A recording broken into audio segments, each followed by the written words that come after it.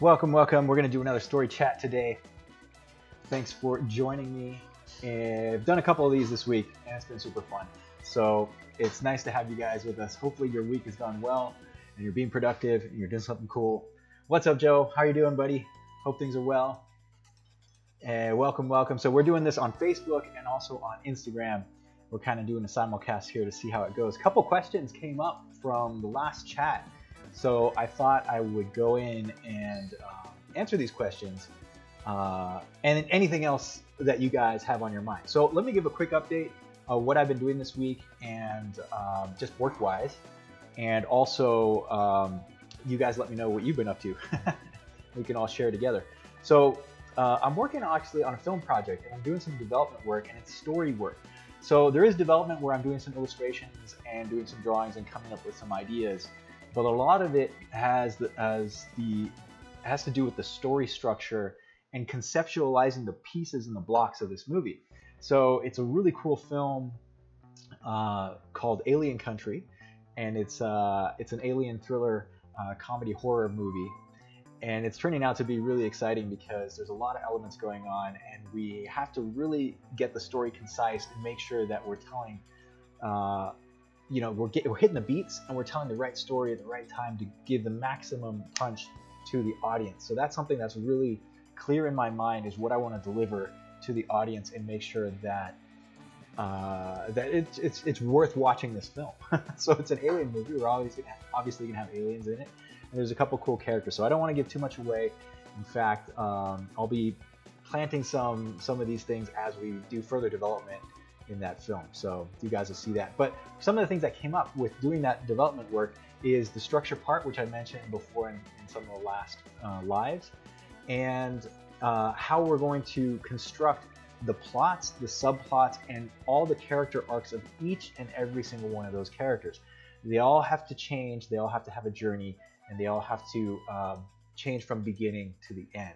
So that's something that's been really kind of cool, and it's not necessarily about drawing in this case. So I do a lot of sketches to kind of just help my brain get the imagination going, but it's really about conceptualizing what we're going to be doing with the film.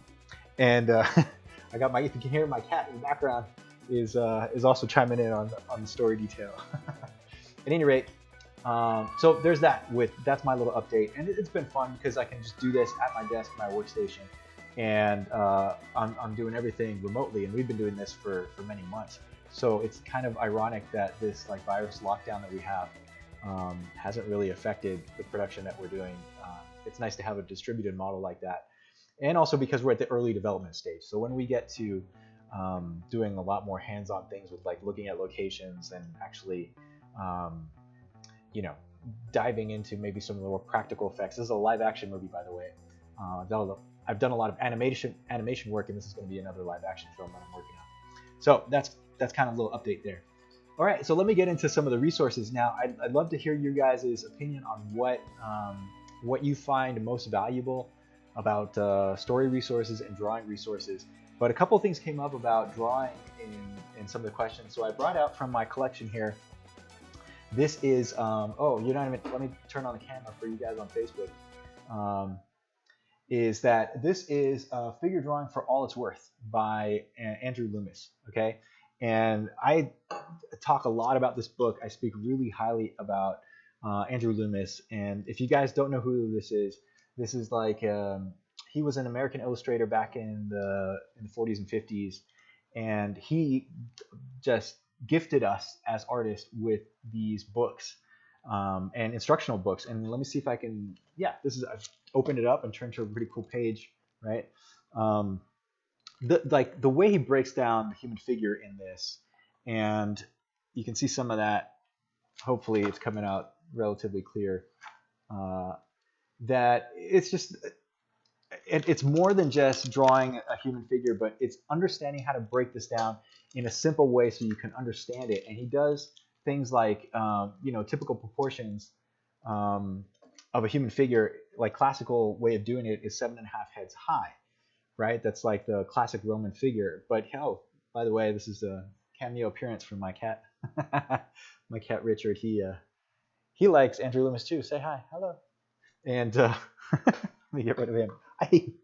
Okay, so but Andrew Loomis does something really interesting where he breaks it down, and it's Richard's back. There's more 8 heads high, and it's easy to break down that way. So 8 heads, you divide that by half, you get 4. You divide that by another half, you get 2. So that way you break down the body in a much easier way, right? It's just easier math than 7.5 heads. If you divide that in half, you get 3.5 or 3 point, what is it? 3.75. So it's just a little bit easier to handle, right? The other thing about Loomis is that he does. Let me see if I can trigger a page that kind of gives you an idea of what, other than just like the proportions and figure drawing and that stuff. In this particular book, he also describes like perspective and compositional stuff with the figure. And I'm trying to see if I can come to a really cool page about that, because there was some questions of like, where do you put the horizon line when it comes to drawing your storyboards? And so this is one that it might blow your mind because it looks so complicated, right? Let me put this up on camera. Now, hopefully you guys you've seen this before, right? And this is not just like new, but this breakdown of like how you can put multiple figures in a composition, they're all in proper perspective relative to one horizon line, and it makes compositional sense. They're all in proportion to each other. So that's super important. Okay. So yeah, Andrew Loomis, that's one resource. I'll give you that for today. Okay. Cool. Well, welcome everybody. Let me scroll through my Instagram feed here and see what questions we have for you. Thanks for joining me, by the way. Hey, C. Pierce. Hey, is that Chauncey? Hey, buddy, how are you? So you're saying the Photoshop actions you shared have been a lifesaver. I roughed out 7 scenes in one day, so it really upped my speed. Awesome, my friend. I love to hear that. If you don't know what he's talking about, go to our YouTube channel, and you can see how I broke down how I use Photoshop, and you can also download the presets that I use for Photoshop. So, and that's just like, I'm not actually the best at Photoshop. I'll admit that. I use the program pretty well. Ever since the first versions of Photoshop came out, I was using it. But I don't consider myself like a master of all the bells and whistles. But what I think I am good at is hacking a program and making it work for what I need right now. And so what I did is I set up some presets in Photoshop, and it just helps me work fast. There's a couple of things with action commands where you can, I set up an action where you click, it creates a new layer, and it brings the opacity down on the previous layer. So you can go in there and you kind of do like an overdrawing, and you kind of like a blue line pencil drawing, if you know what I mean. Like you have a rough underneath, and then you can go up and you clean up the other layer on top without disturbing the previous layer. And then you just delete or erase the other one. So glad to hear that, Chauncey. Check out my YouTube video on what I do for Photoshop. Cool. So, hey, Josh, what's happening? Good to see you, buddy. I'm so happy to see like alumni from our mentorship program. So good to see everybody. Casa Creativa is in house. Good to see you. Much love to my people out in Chile. Okay, Shot by Shot. Thank you for that reference. I have that on my bookshelf too. In fact, it's up on the upper left. Oh, check this out. Can you see my buddy? Can you see my buddy Richard? There's the cat. He's just hanging out for our chat today. He knows about story too. Okay, so let me take some questions here from Incredible Boomer. Any advice for high school students who want to storyboard and animate in the future? Yes, I have a lot of tips for you guys because I really wish I started out sooner. As a kid, I always used to draw when I was younger, but when I was in high school, I almost wish that there was somebody there to like guide me, because I always wanted to do animation. I was doing like mini animations back in high school. I didn't know what I was doing.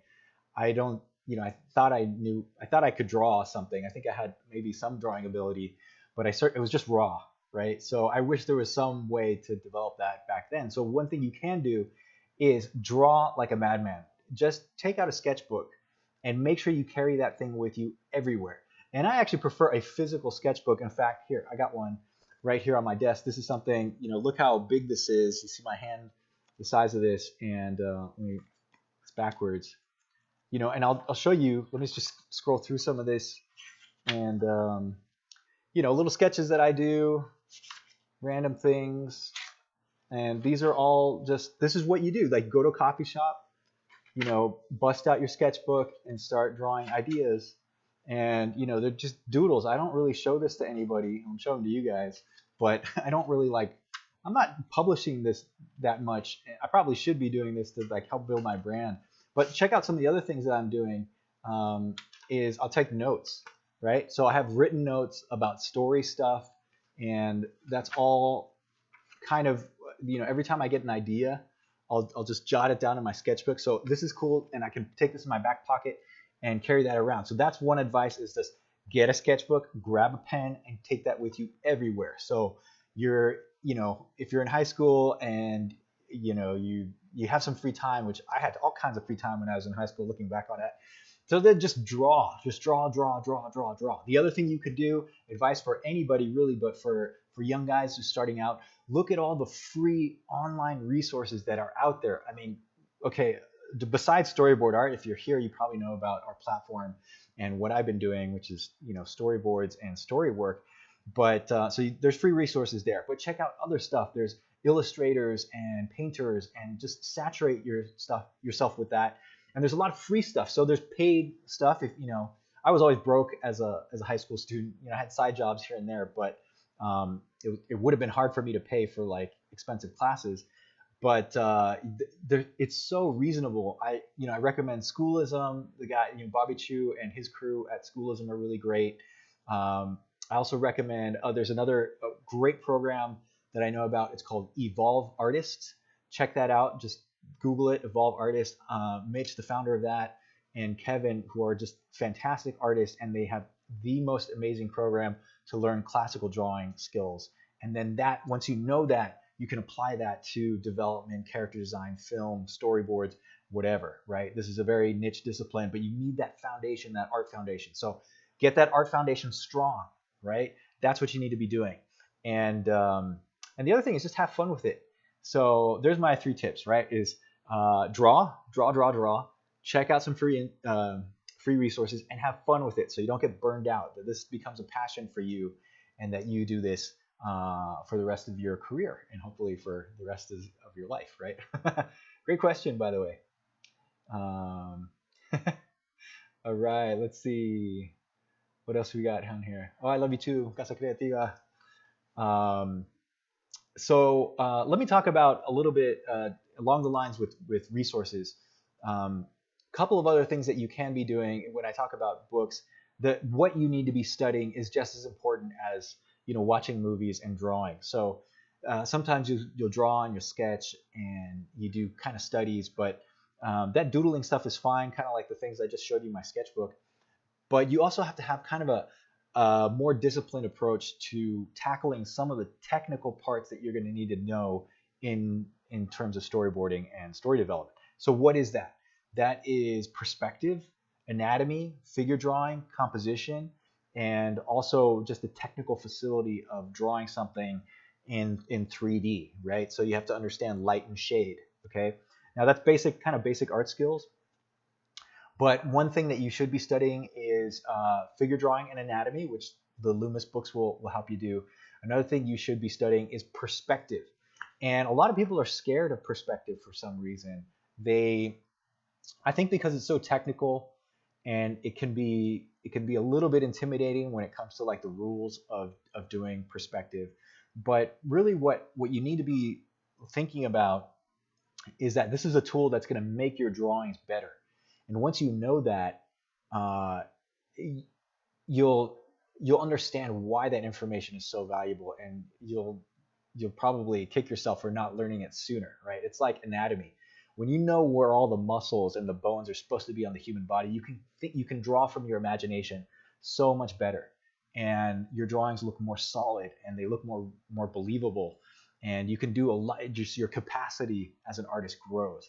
And that's what's really important when it comes to drawing perspective, because you need to draw camera angles from any possible angle that you can imagine in your head. So high above, the camera looking down at somebody, or the camera's low to the ground, you got a big fish eye lens. You need to understand what's going on perspective wise, and that's with the horizon line, vanishing points, it goes deep, right? And again, I don't want your eyes to glaze over, but that's something that you need to worry about and you need to know when it comes to drawing and yeah, and perspective. Okay, so cool. We got a question here from Peculiar Artisan. Any advice to artists recovering from burnout that want to get back into drawing? Oh man, we've all been there, my friend. Let me toast to that. So, a couple of things that I've done when I'm really burnt out is just to remember why I got into this and what makes me happy when I'm drawing. So, a couple of things that I like the freedom of just drawing whatever I want and just sketching and doodling and being creative. So, the first of all, you got to know why you're burned out. So is it because you're working on a production nonstop, and maybe it's something that you're not really interested in, that you just done it so many times and you have to put it away. A lot of people depend on jobs like that because of their livelihood, and I understand that. So I wouldn't recommend just being like, screw it, I quit, and you move on. Be smart about how you're going to handle things, especially in like, if there's crunch time or crazy viruses going around. So one thing you want to do is, like in your downtime, find ways to really inspire yourself. So um, remember why you got into this, and do something creative. So that's one thing that I want to put across. The other thing that's actually really important, when you get burned out, is to don't stop drawing, don't stop doing something creative, because what happens is there's a slippery slope that when you stop being creative, you all of a sudden, it's kind of like you're pushing away from it, and you want to get away from the pain, right? Because it's causing you burnout, it's causing you pain.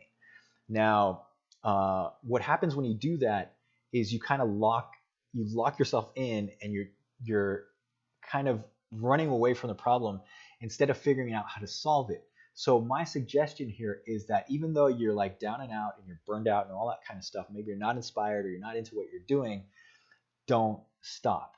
Don't stop. Here's the thing: is be disciplined about it. Even though you don't like, maybe I'm using that example of a gig that you're working day in and day out and you're not getting fulfillment from it, which has happened to me sometimes. What you do is, when you're downtime, your off hours, when you come home at night, or maybe you wake up early and you do an hour and you just do something for yourself, but you do it, you're disciplined about it. And whatever the outcome, you just stick with it, because that's really, really important. That's going to get you through those tough times, because what that does, it'll stop the blockages, because you end up like seizing up and you stop thinking creative, and then your like skills start to slide and you feel like you're rusty, and you want to avoid that at all costs. So even though you might be burned out, you're not into some kind of project, what you want to do is make sure you're still powering through it and you're doing something creative, so your skills are always sharp. Okay, that's my advice there. And lastly, just on that point, is we all get burned out, so don't feel so bad. And what I recommend is you find a nice community, or you get people that are inspiring to you, and just go on hopefully you can meet them in person or online or however you want to do it, and then just get inspired by those guys, so you keep that fire lit. All right, about creativity. So anyway, there's my rant on that one. Let me check out some of these other questions that are going on here. See, this one comes up a lot, and I mentioned this briefly in the past story chat, but I'll answer this too, from Jay Goods. I want to apply for storyboard jobs, but what should I show in my portfolio? So that's an interesting question. So a couple of things is, if you want to apply for a storyboard job and you don't know how to apply, that probably means you haven't done it before. You don't have much experience in it. So in that case, what you probably want to do is really surround yourself with the right resources, or maybe get a coach or a mentor or somebody who's done it before, and come to us at Storyboard Art, find us on Facebook, and see the stuff that we've been doing. I keep mentioning the visual story course that's up there. It's up for free, so you can take that and you can understand a little bit of what goes into it. But basically, what you need in a portfolio, you need to show really solid storyboard images, not just random drawings, not comic panels, not figure drawings, not character designs, but storyboard panels, right? These are images that are constructed with composition, and that way you show them in sequence, and it shows off your storytelling, right? So it's not just about the drawing, it's about storytelling. And through your drawing, you're going to show them that you understand the camera, you understand character, you understand staging and emotion. That's what needs to be in your portfolio. The technical way of doing that is you show a couple of sequences. You could either do a comedy sequence, an action sequence, drama, any combination of those, and you show multiple samples of all of that. Combine that together, you usually put it in a PDF, and you start applying to these people. That's the like Cliff Notes brief version of all of that. If you want more information, check out Storyboard Art and go to the resources section, and there is a section there on portfolios and what to do there. Yeah, or hit us up. Like just email us at story@storyboardart.org. Okay, cool. Let's go to next question here. Krugers, I think you pronounce it. I live in Arizona currently, lived in LA, and work for a software company, make good money, but still have the dream of being a storyboard artist. Do you recommend doing freelance? Yes, of course. Arizona is awesome, by the way. I'm actually right now in Scottsdale, which is a really cool place to be, especially with this whole virus craziness going on in the rest of the world. So making a leap from one career to another, that's always hard, right? So one way to transition through that is to one, make sure what you're doing currently is solid, so you're being supported, you have something that's paying your bills, and that your economics are covered, right? Your day to day and your all that stuff is covered. And then what you want to do on the side and get really focused about this is building up your samples and building up your portfolio, and then soliciting clients and doing freelance. So absolutely, I recommend doing freelance. There's a couple ways you can do that. Is basically you'd want to have a presence. So usually have a website, social media, any number of those things. And then also you want to build up your network. So check out LinkedIn is also a really good resource, and some of the things that we've posted in the past on LinkedIn as far as networking and job stuff. And then you build up your network and you start soliciting these guys with your samples and the portfolio that you have. So you start building up your freelance stuff till eventually either it overtakes your current day job, or you can make a transition, because you might be high rolling if you're working at some kind of software company. They give you some big stock options or some big package, but you hate it because maybe you're not into it and you really want to do art and you really want to do that. I've met doctors before who wanted to give up medical school and they went into art, and thank God they did, because they're amazing artists. So yeah, it doesn't matter where you're coming from. We always love to have new artists in our field, right? All right, so yeah, absolutely recommend freelance. And then the idea there is that your freelance work will either take over and get as much money and income to take over what you're doing for your day job. You quit your day job, what you're currently doing, and then you move full time, either doing it to freelancing, or you might actually at that point land a full-time gig doing storyboards. You could either work in TV, film, animation, anything like that. There's actually a lot of jobs out there available. Cool.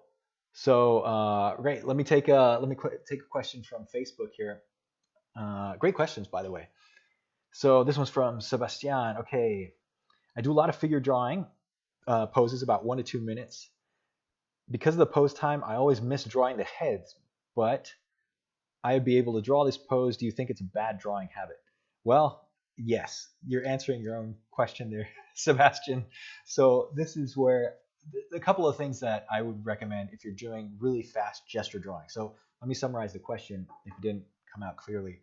So he's doing a lot of fast gesture drawing and figure drawings, but he's missing the head, or maybe sometimes do this and they miss the hands and they miss the feet. The idea with fast gesture drawing, even in a short, you can do it even in 30 seconds, right? Usually the short gesture drawings are anything less than 5 minutes. So 2 minutes, 1 minute, 30-second gestures.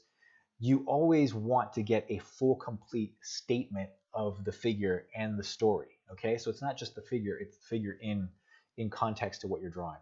And so one thing I do recommend is starting with the head. So if you miss the head, it's really interesting that you do that. Most of the time you start with the head, because it's the relationship, depending on the pose, right? If the guy's upside down, you might not want to start with the head, but usually a figure who's planted on his feet, you start with the head, because that's the way it's how you judge the rest of the proportions of the human body. And I recommend that a lot. So start with the head. You get the angle of the head. You get the axis of the eyes, the axis of the nose, and you just put indications of where the head is. So is it pointed up? Is it tilted to the side? Get those quick gesture indications first, then go head, body, weight. That's what I do. Um, that's kind of the order of when you're drawing your gestures. So let me say that again. Your head, your body, which is your torso, right? And you get the angle of the torso, the hips, the shoulders. That's what you do with the torso. Head, body, and weight. What I mean by weight is the character, is the figure that you're drawing planted, right? And where are they planted? Are they planted on their right foot? Are they planted on their left foot? Are they evenly? Is the weight evenly distributed on their body? Is one side of the hips up versus the other? That's what I mean by weight. So sometimes people are on one foot, and so if you do head, body, weight, you'll get down all the way down to that foot that is holding the figure up, and just that complete statement in and of itself. If you don't get to the other limbs, you'll have an idea of what the body is doing. Then you can just put gesture lines for the rest of the appendages and even the hands. But I do recommend that you want to build up that pencil mileage and that practice of completing, at least indicating where the head is, the body, the weight, and then getting your hands and your feet. You don't want to get the complete figure, and you got to simplify this stuff. So it's not all about putting every single toenail and fingernail or eyelash in your 1 minute sketch. You're not going to get there. There's not enough time, but you do want to get the gesture out. So yeah, so okay, how do you get there? I can say all this mumbo jumbo and expect you to do it. How are you actually going to do that? Okay, go to bodiesinmotion.photo right now, and you're going to see a ton of free figure drawing references that you can take. And you can also set the time limit on that website platform. It's wonderful. It's a great platform. And you can draw from there, and you can start practicing what I'm talking about. And the more you do this, the better you're going to get at it. So it just takes practice. Okay. So great question, by the way. All right, let me get a couple more, and then we're just going to call this story chat today. All right.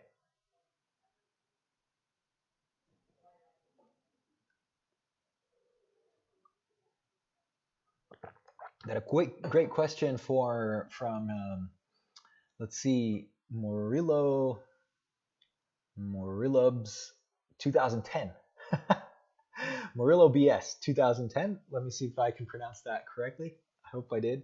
All right. So, do you use Storyboard Pro in your work? What software do you use besides Photoshop? That's a really great question. I do use Storyboard Pro. That's Toon Boom, right? If you guys don't know what that is. So Toon Boom is an animation and storyboarding software. It's really great because you have a timeline now, and you can actually time out your storyboards and you create an animatic in that platform. It's vector based, so you can draw your storyboards in any, scale them up and whatever. Like the resolution doesn't really matter if you're doing in vectors. And then you can export that out as movie files or individual image files. And the drawing tools are really good. They're really solid now. And you can actually bring in 3D assets into that program and do a lot of 3D. We've done some of that before. And that's really great. So yeah, I do use Toon Boom. I also use TV Paint, which is a French animation software. It's similar to Photoshop, but it's more tuned to 2D animation. The drawing tools are excellent in TV Paint. That's a little bit on the expensive tip. So they have trial versions and they have student versions for all this. So Photoshop, Toon Boom, TV Paint. I also use Autodesk Sketchbook. That's a really cool simplified program. I've used Procreate a couple times. I don't do it that much for storyboards because there's not a timeline in it. Autodesk Sketchbook I just use for sketching single panel images. Most of the sequential artwork I'll do Photoshop, Toon Boom, or TV Paint. Those are my three go-to programs, and I'll switch back and forth from that a lot. A couple other ones I'll mention are Blender, which you can bring in, or you can actually draw on like a 3D card. You can draw a 2D animated plane, bring that into 3D space, and you can do some animatics. It's really cool for Blender. The other one is Maya that you probably should know, and I think I have a tutorial up there on how to do 2D storyboards, bring those into Maya. So that's that's another program that you guys should probably be familiar with because Previs is getting a little more commonplace now. And I think was there another thing I wanted to mention about software. Oh, yes. So for you guys who are just starting out, or maybe you have a limited budget, um, a couple of things that I would recommend is getting Autodesk Sketchbook. It's free. That's a free version. Toon Boom has a student rate, so all of these programs have student discounts. Even Adobe CC. I think if you go to our Storyboard Art website and you dig in some of the resources, I think there's a link in there to sign up for Adobe CC in the student discount, and I think it's about $15 or $19 a month for CC versus like $30 a month. And in fact, Adobe CC is offering 2 months free right now with the coronavirus lockdown. So that's another benefit for guys looking for some discounts there. Toon Boom has a student version and also TV Paint as well. So I think all of these programs have student discounts. Maya has, you can download an educational license for free. Blender is free, and it's a really great package for doing previs and animation stuff and storyboards. And then the other one that I mentioned was, see, I think Procreate is pretty low cost. I think, what does it cost? I think it's $5 or $10 for the app on your iPad. So that's really reasonable. So there shouldn't be any barrier. Oh, I should also mention Storyboarder. That is another program that is completely free, and it's looking really promising. It's built for storyboards, so that could be like an alternative to something like Toon Boom. But really, these are pretty affordable. Like I think Toon Boom's student version is probably like $10 a month. Okay, and you can cancel anytime. So you use it for a couple of months. 30 bucks. I mean, how many times have you spent more than that on coffee and donuts? Or coffee and snack is more than what you've been paying for in software. And this can actually pay you back if you get some client work and you actually build up your career. It can pay you significant amount of money if you're doing this, right? Okay, cool. Well, those are great, all great questions, and I think that's probably a good place to end this. And once again, I'll put my shameless plug in here for the Visual Story course. So go see us at visualstorycourse.com. I'll bring that up on screen for you Facebook guys. And then check us out on YouTube, Instagram, LinkedIn, and come check out our website at storyboardart.org. All right, fellas, have a great weekend. Have a great Friday night, and we'll see you soon. Okay, take care.